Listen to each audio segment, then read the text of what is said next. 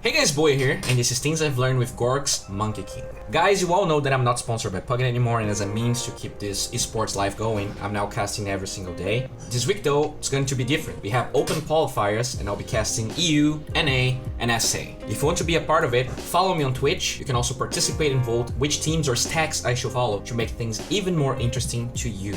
This game starts with a cheeky play. Gorc disguises himself as a tree to try and snatch the bounty. The way he does it is actually very smart. He doesn't pretend to be another tree, but instead walks up to an existing one. Unfortunately though, Forev is a smart man and the gig is up. It's very usual for Monkey Kings to always get Jingle Mastery level 1, and I like that this game Gorc didn't learn it straight away. When the lanes were exposed, you can clearly see that Windranger is there, and she most definitely has Windranger level 1 to harass the Monkey King. This means that the passive at level 1 is pretty much worthless, because trying to walk up to that line is going to be very hard with that Windranger or Bovinum just harassing you. Monkey King has very little armor. This means that the passive at level 1 is pretty much worthless. What Gorc does is get Balance Strike to secure every range creep in every wave. He has a Warlock there that, while it gives him some sustain, can't really out-harass a Windranger or a Lycan's HP Regenera. By getting every single range creep CS and having that extra attack range to maybe get something nice, he can maybe out-level a lane. He would lose pretty badly if he tried any other skill build. Note how as soon as Gorc tries to trade hits with Windranger, she reveals the Windrun, showcasing that his skill build was indeed the correct one.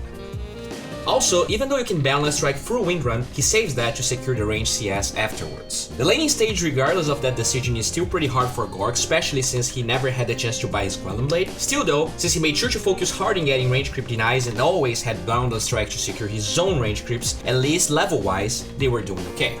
As the laning stage progresses a little bit and Windranger leaves the lane, you can see that the Monkey King pick is actually pretty good at zoning the Lycan, but to an extent, and we'll talk more about it soon. For now, I just want to say that this skill build is pretty normal, unless you're against a Doom or something that really forces you to man-fight. Getting 2, 0, and 2 and maxing 3 dance later is probably the better option. People still struggle with it, but you farm super fast with that skill, and it's also a great setup for fights. The reason I said to some extent is that when Lycan is level 5 and he has level 3 wolves, the attack speed reduction from them is super annoying. By getting that when Lycan gets ult, he can actually dive the Monkey King, and it's super hard for him to proc Jingle before he dies, and he's probably not gonna be able to mana. Look what happens when the Wolf passive procs. He takes a shit amount of damage and can't retaliate at all. So be aware of this matchup.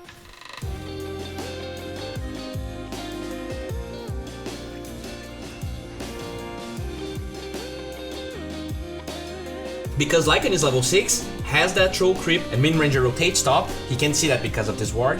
Gorc smartly drags the creep wave towards this area of the tower, being able to disengage from that tower and TP to another lane.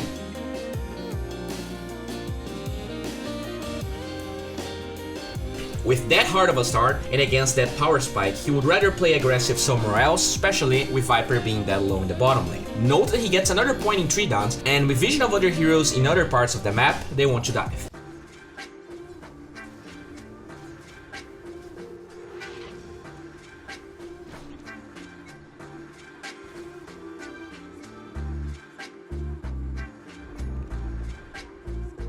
Gorc plays super crisply. He knows that Sand King pops his mango, and as he turns to get a Burrow Struck going, Gorc stops the channel to dodge it. Also note that he never commits the Boundless Strike here, since that kill was secured anyways.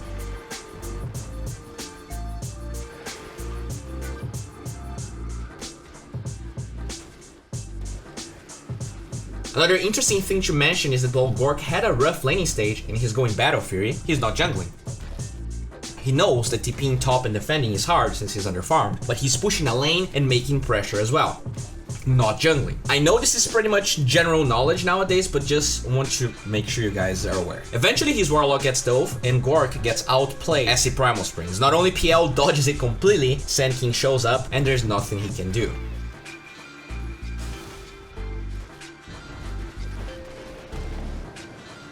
He tries to go for a deny on the Ancients, but fails.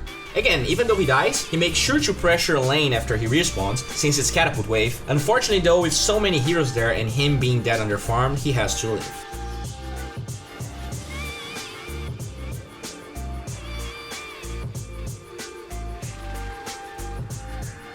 The game keeps on being super hard for him. He dies again, and then while he tries to defend his tier 2, that pesky Lycan already took it down. But since Forev was slightly too greedy and since Gorc saved Balance Strike, they can at least get that one kill.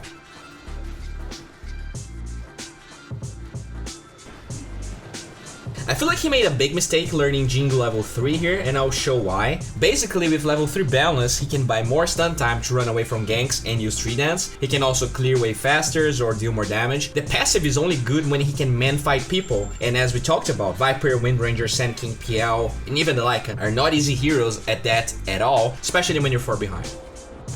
Still, thanks to the Primal, he pushes waves relatively well, and he can also be far forward, but also safe. Note that he always thread switches when using the W. Since PL shows top and he has no TP, he tries to stop Lycan from getting his mid tier 1, and while he gets quite the nice deny, look what happens. We know he cannot trade hits with the wolf, so he has to balance strike and run away, but since the duration is that low, he almost dies if not for Dire's TPs. He eventually finds the SK kill here, and I'm a big fan of getting the Perseverance instead of the Demon Edge. You deal way more damage with Primal Spring, especially to creep waves, especially if you only have 2 points in balance strike. And that mana regen is necessary for him to keep on pushing waves and farming the Battle Fury. I mentioned very frequently here that Battle Fury is a dead item, but against the PL, you're kind of forced to get the item. In this clip, you can see that there's this huge wave top, but since it has vision of 3 heroes mid and Moonlight Shadow going, he can eventually farm that. I'm also a big fan of the clarities, and here you can see why this hero is so annoying. He can clear waves super easily and make it hard for pushing drafts to commit to Roshan or towers, since he'll always find a way to pressure lanes, as long as he has enough mana regen.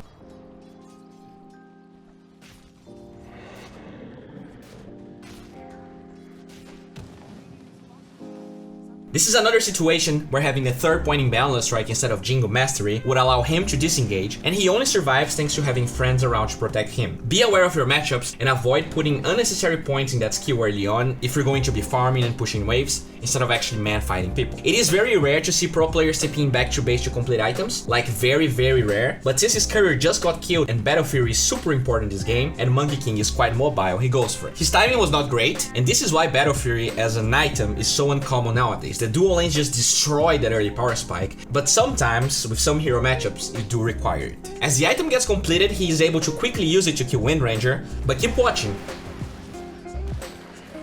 When he notices that he doesn't have either ult or balance strike, he retreats, and by probably using quick cast, he can not only 3 dance before taking damage, he quickly primal springs away since the PL is phantom rushing towards him and has vision of him, so he can cut the right tree. As he jumps, the tree falls, but at the end of the day, they give up their tower unfortunately.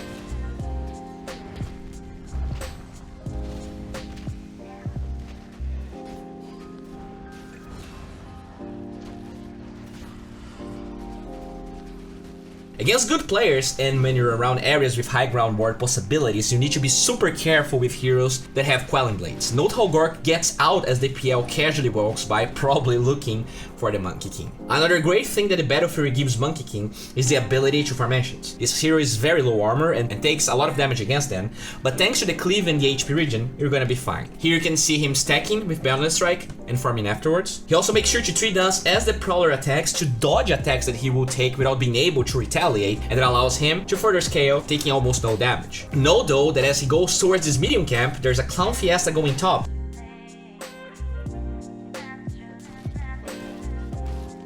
Which means that he should be forcing mid instead of getting the other large camp, which he does. Still, it's nighttime and Sand King has blink, so he doesn't walk forward since the fight already ended. But you can clearly see how he focuses in pressuring lanes whenever he knows it's safe to do so. Gorc's next item after Battle Fury is the Shadow Blade. The item is pretty common on the Monkey King, it gives him kill potential, it can become a Silver Edge versus PL and Viper, but as he rotates to help his team, you can see that Lycan already has a Necro 3, and while he knows that Roshan is being attempted, he cannot go in immediately.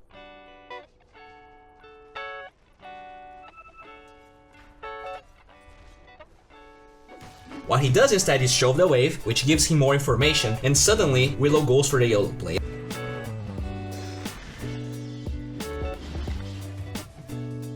As Gorc 3 dances forward, Forev gets caught on a bramble maze, and at the same time, Gorc knows that he has no shapeshift. That allows him to close the gap and take the Wolfman down at the end.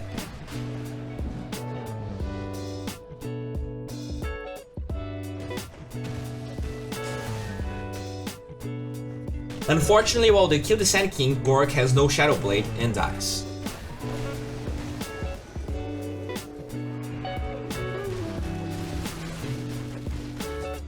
After that, Cancel is playing the Marana and eventually falls, and Radiant starts pressuring the mid-tier 3 with the Necro 3. Look how once again Gorc plays around the true side from that unit to get a good fight going for them. He brings his Echo Saber as he approaches the fight, and he uses the invisibility to cast the Wukong's command without first using the Balance Strike. Because of that, he has huge damage output, and Radiant is forced to disengage. They end up getting Roshan as the fight unfolds, because some Radiant heroes ended up dying.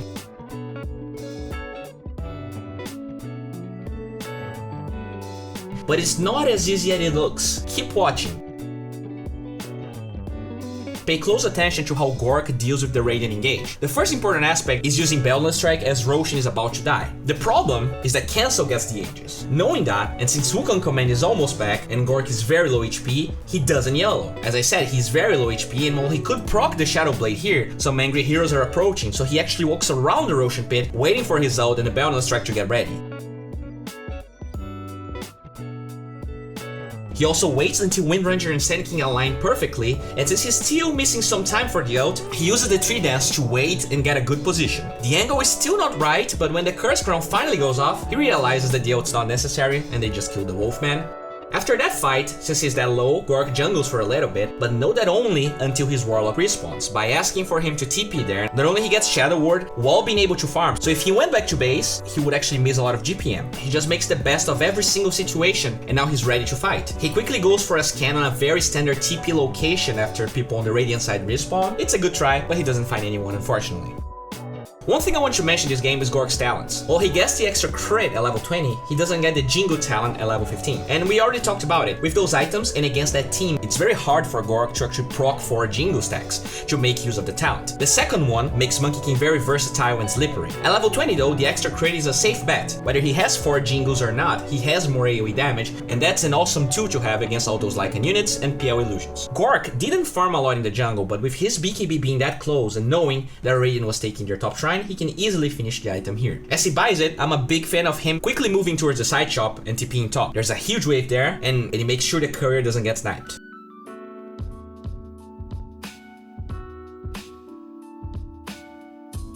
A couple of seconds later, we can see some beautiful dotes coming from Gorc. His Nyx is dead, but Dire decides to take the fight anyways. Once again, we see him fighting someone disabled to cast the ult before having to use the Balance Strike to increase his damage. Thanks to that Bramble Maze, he Balance Strikes later and even gets the Windranger on top of it as well. Not only that, he ulted on his tree range, and that gives him more slow while the ult's still going. During all of this, he never committed Shadow Blade or BKB, and thanks to that and Willow's Blink Dagger, not only he can get on top of the Sand King,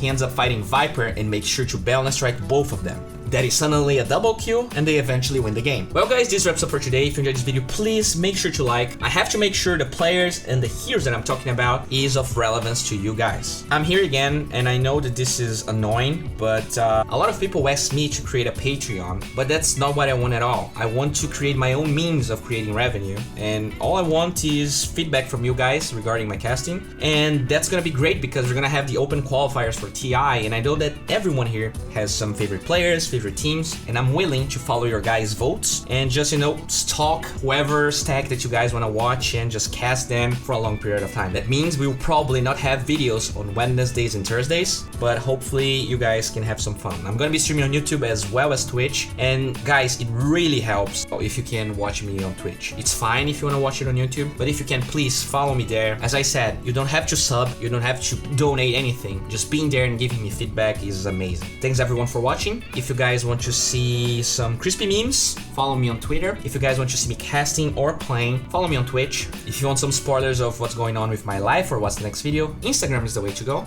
And if you want to talk with people that care about your crispy boy and dotes, join our Discord channel. There's a lot of people there. It's pretty fun. So I guess that's it, guys. Thanks for watching. Bye.